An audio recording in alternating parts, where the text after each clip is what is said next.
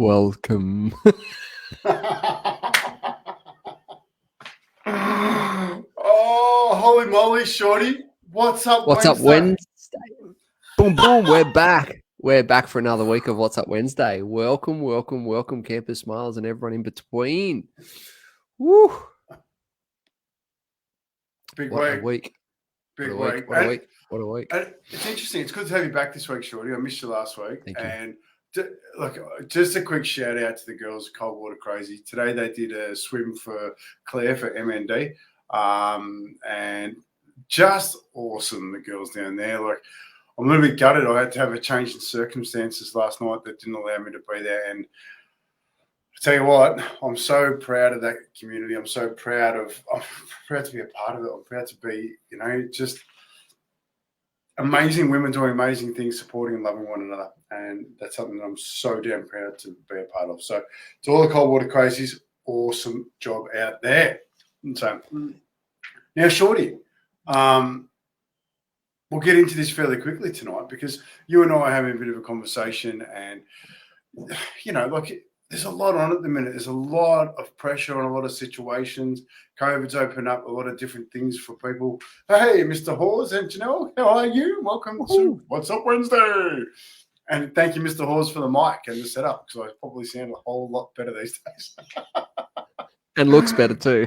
Oh, I don't know about that. That's me on the screen. So, but this is something that's at the forefront of both of our minds at the moment because I'm currently looking at Oscar's opportunities moving forward and how we do that. And over the last couple of days, it's been super interesting for me. But for you, Shorty, there's like I'm really looking forward to opening this up because education and growth, right?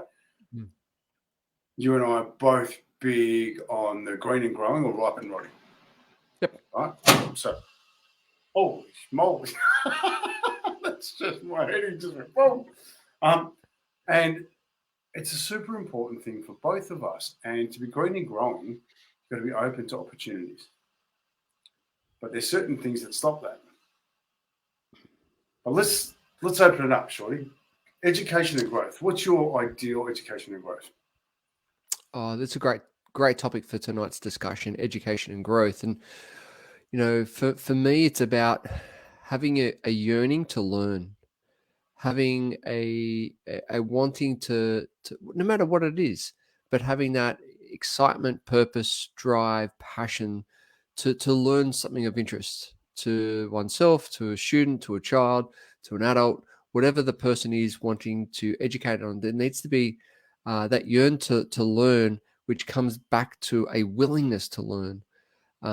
And that is, I think that comes from a number of different areas in one's life. And if we look at education in children, where does that come from? It comes a lot of obviously from the parents and the upbringing, and that comes with that a level of respect of self, of time, respect of the teachers or the people wanting to or the educators or whoever it is wanting to partake on giving that knowledge or expertise to the student, to the person wanting to learn. So I think there's it's so many multi-layered approach, but I think that yearn to learn, the willingness and the level of respect is so important when it comes to education and growth. That's, I think, the fundamental values around that for me. That's what's important. Yeah, and I love that because the actual way in which people learn and develop, if it's fun and enjoyable, you grasp it quicker, you enjoy it. You're involved in the process, you're involved in the learning. Quite often you then can teach it quite well. And one of the things that we've got at the moment for myself is we've got the opportunity with Oscar and he's got high school next year. Which way do we go? Where do we want to go? He's at a school at the moment that there's a good level of education. I don't question that.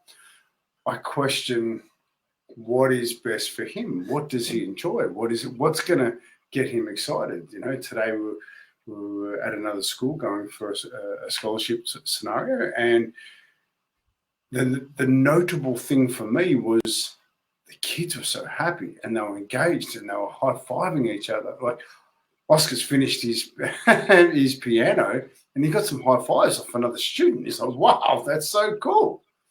And what are they doing different at this school? This school in particular spends 30% of the education for a child on the things that they love doing. They spend time focusing on the things they want to do. So they're engaged deeply in that. And it's fascinating, right? Because it's my personal belief that inside any form of education or development area, no person has the right to disrupt somebody else's learning.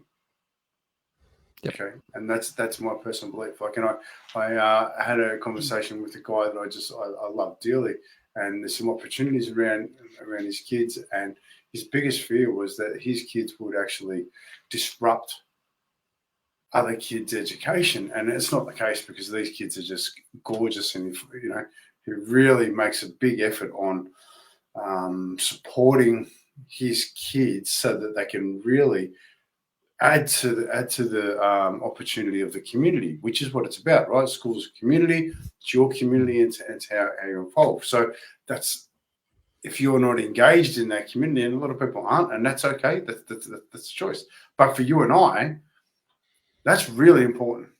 It's really important for us to be engaged in that community, because I, for one, and I'm 99.9% sure you're the same, that my job as a parent is to provide the safest place, but not to be the sole teacher, not to be the enforcer. It's to be the supporter and to help question. And I love having other people in Oscar's life educate him on things and then bring it back to me, and we'll discuss it, then we'll go back and forth. Having mentors, Mick Hawes is on here tonight, having a quick look around, to engage with Oscar. Angela Hise is an amazing mentor for Oscar. Alan Stevens is an amazing mentor for Oscar. Shorty, you are, and it's having those other people that I value in my community to really support my son. So it's an interesting time right now. What do I do? How do we go about it? Because last night I was a part of a conversation at Oscar's school. I sat and listened, and it was a presentation on LGBTQI within the school, and it was a really interesting conversation. And it's a school that has United Church backing, which was even more interesting because, in my understanding, that's not been a big thing for the churches to follow up on.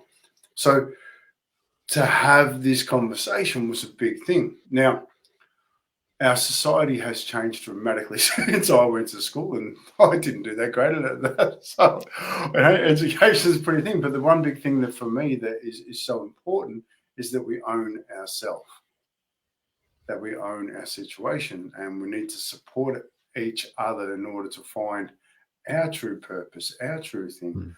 So to have the conversation about LGBTQI inside the school was really interesting to me. But it came back to one thing. It came back to accepting an individual as who they are, but it was more important about supporting them to be the best version of themselves. Yep. And one of the things that I'm talking a bit tonight, Shorty, but one of the things that is really important to me, and through the conversations in the campfire, through the conversations I've had with some amazing people, is that when they own themselves, they don't project as much pain because they don't know themselves. So to have that conversation within a school environment, I think is fantastic. Whether or not that's for you, it's not my decision, but I think it's great to understand. I think it's great to understand each other.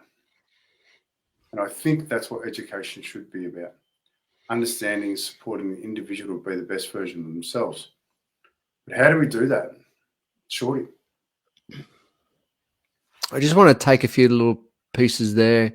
I don't know what it must have been out in the school system last night, because I was at the kids' school at a presentation as well. I just want to touch on that. It was for the high school, and they were talking about their curriculum program. So their philosophy is, and their view is, year 11 and 12 is a very stressful time. And it provides a lot of stress on the kids trying to get the best ATAR and best marks as possible to jam all those subjects in over 2 years. So their philosophy is to take their high school to do it over 3 years. So do 11, 12, and 13. And what that does is helps to decrease the stress, but also increase the awareness around community. So how do we get involved in the community of community initiatives, community work, community projects? How do we actually start university in year 11 and 12? So you can actually get into university without even getting ATARs, and looking at different models of actually getting into universities or further education. But also having that another level of maturity in the schooling system to understand actually what you want. Because, I found a stat out last night. It was something like 68% of first year students at university, drop out because they're burnt out. And so their philosophy is to actually, what we've been talking about is to actually, how can we decrease the stress and the anxiety of these kids so they actually have fun, they actually want to learn, they actually feel safe. And it brought a bloody tear to my eye last night, because they surveyed the year 7 and 8 kids because they just wanted to get a temperature of what the kids are going through and what they've been through, because, there's been so much uncertainty up here. But out of both the years, year 7 and 8, they had a bunch of different words that they would rate themselves on. And one of them was, how safe do they feel within the school right now, and compared to how unsafe they feel. And every kid in year 7 and 8 said they felt safe. And that, I think, is a huge thing. When a child can feel safe in the environment of learning, then they're willing to, and they want to learn. What was actually another interesting thing was, there was around about 70 or 80% of kids noticed that the kids within the classrooms were distracted, which came to the point around what's been happening, obviously, over the floods and then through COVID, is all around trauma. There's been so much trauma, and that plays out in so many different ways and so many different facets over the past 3 years. Then how does that actually come to the surface and actually be talked about, dealt with, and actually know that it's not a overnight fix, it's a longer term fix. So it was really interesting to have that understanding and awareness around that. And I think particularly now in a lot of school systems, coming out of COVID, coming back to face, up here dealing with the floods, but dealing with a lot of uncertainty still, that bubbling away. I think providing a safe place to land, safe place to learn, both on the home environment and also in the school environment, is one of the most important things for anyone to learn, both adults, children, and everyone in between.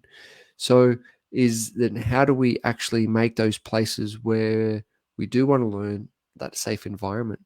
And I think that's one of the things that we can look at within our own environments, with the schooling systems. How, because you mentioned, and take that, that essence of bullying, like we talked about it before, like the energy drinks, the screen times, the communication, the vaping, drugs, like all this just amps up that emotional state. And then if they're not knowing of actually how to communicate, use their words and not their fists, or not their emotional attacking or bullying, then it's a hard place, and that safety actually starts to get taken away. So how do we continually provide that safe place for our kids, but also for the schools as well? So very, very interesting topic. So I'm not sure if I answered your question, but that's what I came up with. No, but I love that, right? Because it very much goes back to what I do a lot of talking about is, the space between your ears. If you don't own it, something or someone else does, right? So if you're currently going through a trauma or something going on for you externally, it plays out internally, which then gets projected on other people. And that's why it's so important to things happen in life, right? And there's uncertainty around so many things. We just need to have the conversations in order to own that situation. It's not necessarily about having a fix for it then and there, but at least if we create the safe place to talk about those situations, like I had a heart attack talking to my 9-year-old son about cocaine. Okay, well, we're here. We're going to talk about it, right? We're not going to run from it. We're going to talk about it because I don't want the curiosity and for him to have to carry that weight of that conversation. And that's one of the things that I'm most proud of with Oscar is the fact that I can have conversations about anything with him, and it's not about wrong or right. It's about, okay, well, we've experienced this. What do we need to learn? How do we need to grow through this? At the moment, we're talking with builders, Mick and I, which tomorrow night are going to have an epic conversation inside the Campfire Project about building at the moment because there's so much opportunity around that. So the school environment, and to be perfectly honest, I was quite impressed by Oscar's school to actually be bold enough to have the conversation because it's a school that does have different genders. They're not genders, and they describe it quite well. Different sexual orientation and different understandings about what they want for themselves, right? That's in society these days. That is an opportunity. So let's not run away from it. Let's find a way to support these young people to grow into the best versions of themselves, right? But it's interesting because I see this school where the 30% of their time goes towards things that they love doing and things that they're good at and things that they really want to be a part of. And the enjoyment in, like, you just looked at the kids and they wanted to be there. Like, it was so significant. After listening to the teacher, the disruptions within the playground and in the classrooms, they're not there. Because there's a purpose for being there. There's a purpose. Chunk it up. And as I said to Oscar, like he's a great tennis player. He loves acting. He loves it, right? And he loves the emotions and doing all the bits and pieces. He's fairly flamboyant. So it's like, what do you want to do, mate? Where do you want to go? Because, you got this route where, tennis is a great opportunity for you. You're going to be able to do something with that. We'll get your body right. As you grow, we'll get it strengthened. We'll get it better. But then there's the dream of you want to do acting. You want to be around that. What's right? And I said to him, I said, mate, I'm 45 years old. I still don't know who I'm going to be. Right? So when I grow up. when I grow up, right? and as I spoke to him about that, I said, the reason why I'm sharing that with you is just because you focus on one area for now does not mean that you're going to be that in the future. This is the best thing about being a human. This is we have the opportunity to continually grow. Everything we can do. Like I said, if he goes down the tennis route and he doesn't make it and he doesn't, I said, well, what are the things you're going to be learning? I said, you're going to be learning how to train. You're going to be how to look after your body physically. You're going to be learning how to extend yourself beyond your current capabilities. Do you think they're valuable lessons for life? I said, well, when you get older, do you want to be able to do the things in life, running and bits and pieces? Like I said, you still can't catch me running. You own me at tennis, so I can appreciate that. Probably get me in the pool now, I can appreciate that. But do you want to be able to live your life and actually do the things you need to do? Yeah. I said, well, is all of that encompassing that healthy lifestyle? Is that important? He goes, well, yeah. I said, so no part of that's going to be a mistake. Just focus on getting it done as best you can. And I really feel, and there's a great book called The Courage to Be Disliked, and I love it. And it talks about the fact that enjoy learning, but find an environment that will allow you to learn it as quickly as possible. Yeah. And I think that's the opportunity, because we've got curriculums and scores that have got to be made and marks, and are we getting the best out of our kids by giving them just this set of blanket, this is what we're doing? Or are we better off spending the time getting to know the kids rather than having, and so they can find their passions and purposes?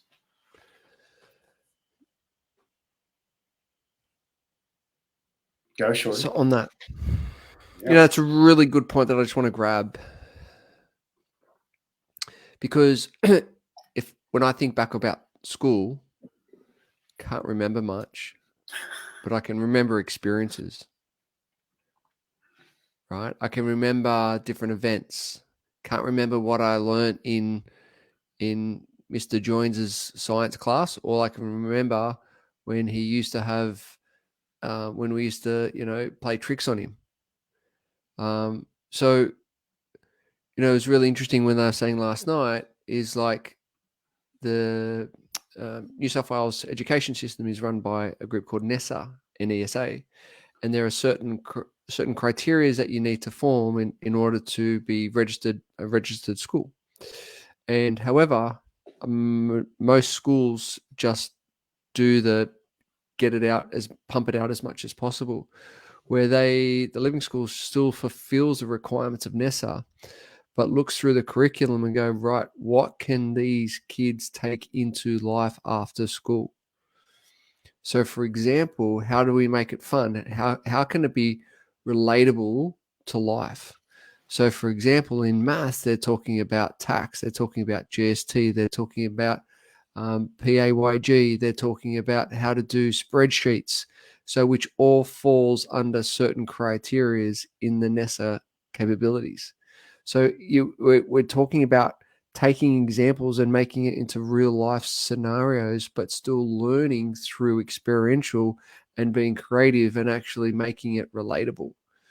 So which is a thing that you've mentioned is in how to have that fun and enjoyment, but also bring it back to everyday life. So to enhance one's life, to have growth in one's life, not to get out of school and go, oh, how do I cook bacon and eggs, or how do I change a tire of a car, or how do I, write a resume? Like just things like that are useful in everyday life that can be taught at school, but it's not being done.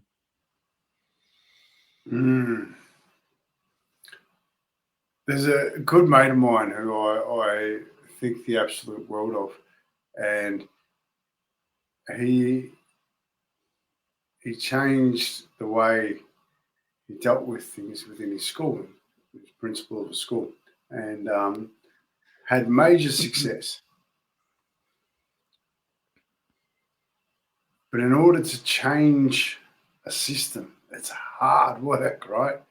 It's seriously hard. Like Shorty and I tonight, before coming on, we had a good chat, because we're both almost at our limit at the moment. We've both got stuff going on in our personal lives. We've both got stuff going, in our work worlds, and which we've got to put up every Wednesday what we feel is so important, the business of smiles, right? And if you saw the stuff that we did outside of it, you'd think we're nuts. We do this weekend, like we're not looking for financial gain. We're looking at building their community so that we've got a safe place to land, so that we have the conversations we need to have and we can grow together, right? And it's such hard work. But because we've got a purpose, because we've got something beyond, so far beyond what we can see right now, we're looking, like 5 years' time, I want to have a van in every country in the world that goes out on a Friday and does a Happy Friday with people and sits and puts up an A-frame out the front and says, "Hola, Happy Friday. Here's a coffee. Like, sit, have a conversation with us." If we didn't have that higher purpose, we wouldn't be achieving the things we're achieving. And it's I think purpose is something that, if we can really dig into education, because education now, you have to do it. You've got to do this. What are my alternatives? No, you just got to do it. How do you engage people when they've just got to stay in this lane, when they're not wanting to be there, when they're looking at things that don't? Our kids are so smart. They're so smart, and if it's not purpose driven, i.e. money and understanding about how things work in the community, how do they lose their, how do they keep their interest? So it's interesting, Shorty, I just think we're at a time in life now, because of all the opportunities that COVID's brought forward and all the ways, the homeschooling and everything, that it is really time to challenge the way we do things. It's really challenged the way time, like a teacher teaching 30 kids in a classroom. It's too much. But you look at then what the teachers have gone through. Yes. Over the last 3 years, right? And we were talking about this before. Yeah. How can the community support them, because they're doing the best that they are with the resources they've got right now? They've gone through COVID. They've gone through floods. They're showing up to teach our little ones. How can we take responsibility and support the people that are supporting us through these times? Because they're human. They breathe. They sleep, they eat, they go everything else. But how can we as a community support them so they can show up to then help our little ones as well? So it's a really interesting times, as you said, around that, because it's like, how do we then take that responsibility for ourselves, take that responsibility for our children's learning and growth, but also take responsibility on a community level and help our schools and our teachers to really thrive, so they have the energy and their own purpose and passion to give back to something that they love as well. Yeah, like let's think about that for a second, because when we're exhausted and we don't have the resources in front of us to do the things we need to do, that's what our kids are getting, right? That's the energy that the kids are getting. And that's, you talked earlier, Shorty, about, your memories from schools.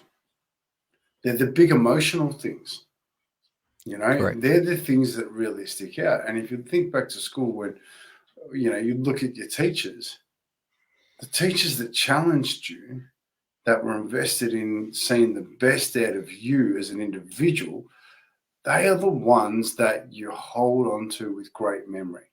They are the ones that, like, there's a gentleman by the name of Peter Lego, and,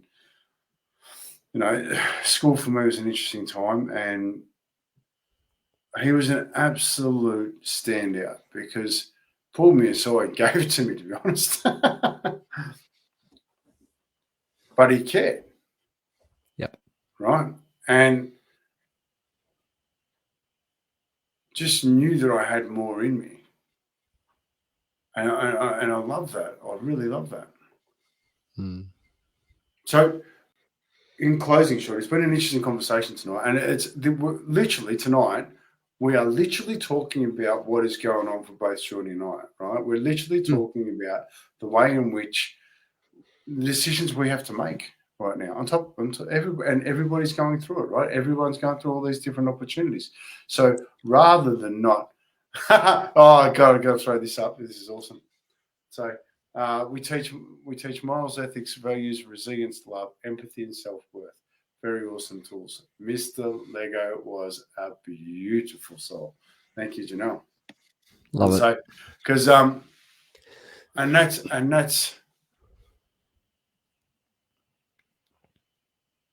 I'm going to put that back up.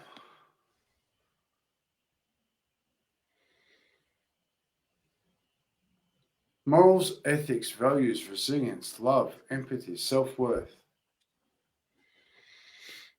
How do you think that would go in society if we taught that? How do you think you'd go if that was the focus of education so that our foundations were solid?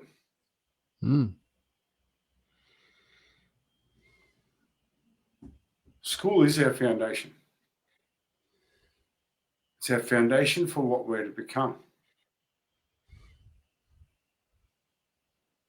Imagine we had discussions around this. Exactly. Mm. We'll leave on that thought. I think we will. Smilers, campers, and amazing human beings, thank you for popping up tonight to listen to what is a really interesting conversation, because it's literally just what's going on for us right now. No other purpose than to share with you that life has all sorts of opportunities. And when we sit together, discuss them, we can grow through them.